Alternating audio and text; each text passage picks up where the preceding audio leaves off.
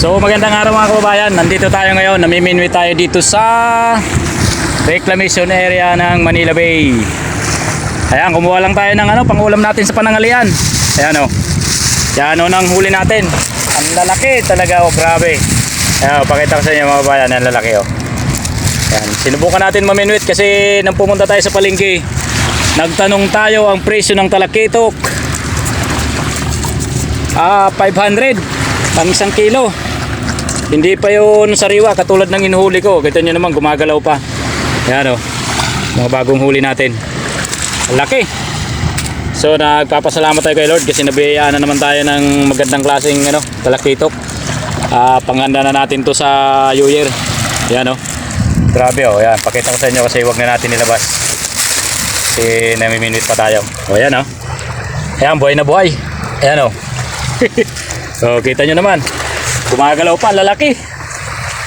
So ayan mga kababayan, shoutout nga pala sa ating mga subscriber. Maraming salamat sa support. Ayan, minute na naman tayo. Ang gamit natin na Shimano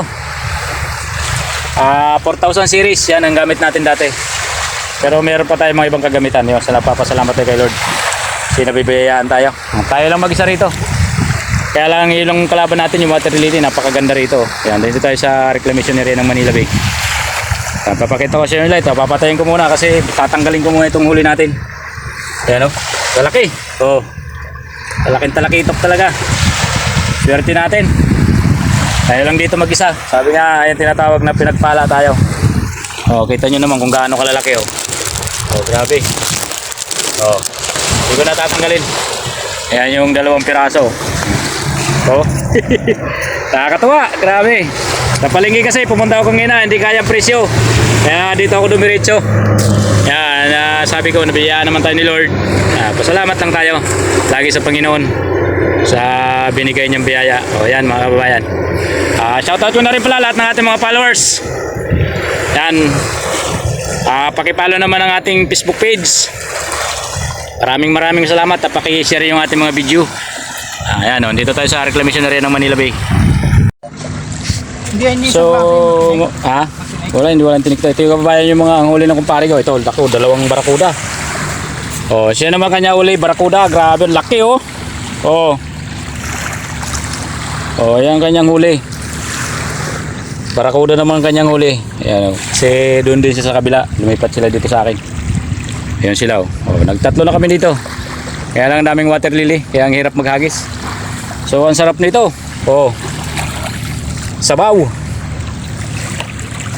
O barakuda.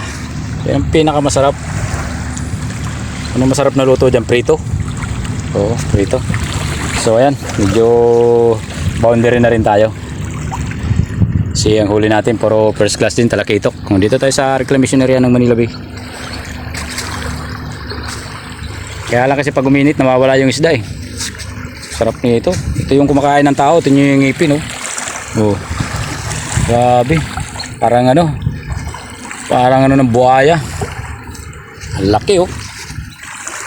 Doon yan sa kabilang area, doon sa mahabang batuan. So, tayo dito lang oh. Hindi natin kayang bumili sa palengke, napakamahal ng isda. Ginto. Kumbaga nasa imbis na parang nasa hindi na 18k yung halaga ng isda sa palengke. So ayan mga boss, pauwi na tayo. Grabing init. Alas 12 na. Wala pa tayong kain. So ayan, nanghuli natin oh. Wow, ang lalaki. So ayan, may panghanda na tayo sa New Year. Iipunin natin yan. Kasi anong pitsa na ngayon. Uwi na tayo.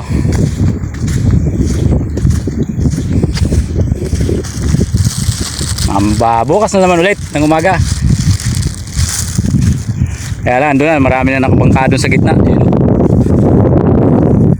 Sarap pa sana maminwit, kaya lang hindi na kaya yung init. Sa muna tayo ng paa.